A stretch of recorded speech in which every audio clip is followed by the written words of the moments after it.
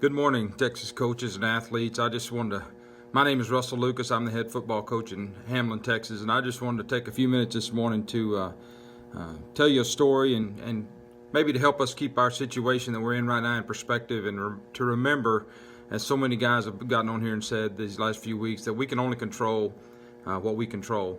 I want to tell you a quick story about one of my sister-in-laws.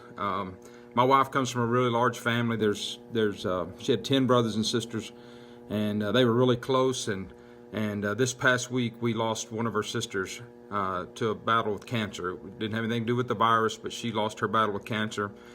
She had had that disease for 24 years. And I just want to tell you a little bit about that situation because I think it's important that we learn some lessons from that. When she was told in 1996 that she had breast cancer, that she only had months to live. And that's devastating news for anybody to hear. And she fought that disease for 24 years, and with that looming over her head. And she had every reason to give up and to not carry on. And in that process of 24 years, she lost her husband. She spent a big part of that 24 years with no hair because of going through so many different treatments of chemo.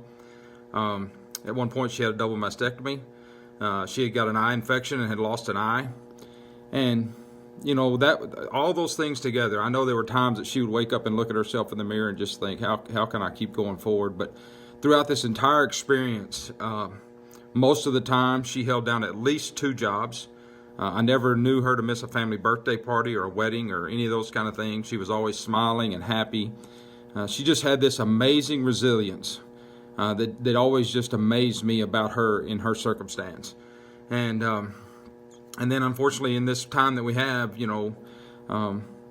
as she passed away, we weren't even able to go to the funeral. There was just not even all of her siblings were able to attend because of the limits.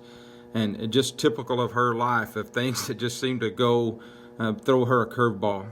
But I just want to think about the way she lived her life in all that times of trial that she went through. That it's people like her, people like Vicki Rodriguez that make Texas great, that make our country great, and the fact that when they wake up, no matter what the circumstances they're surrounded in, that they get up and they go to do what needs to be done.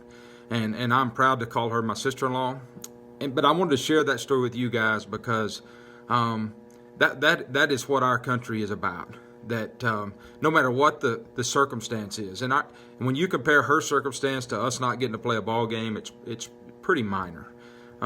But again, we only control what we control. And when that opportunity presents itself, that we need to be prepared, that we need to be waking up every morning, no matter what the circumstance is, and going to work. And if that means that's in your garage or in your backyard, then we need to be getting it. And quit making excuses. Don't make excuses for whatever the situation is, because at some point, we're going to be called upon to come back and do our jobs. And we need to be prepared. We need to keep the edge sharp.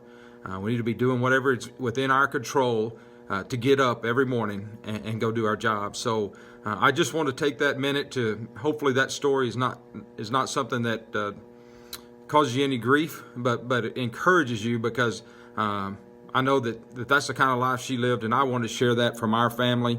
I want you guys to stay safe.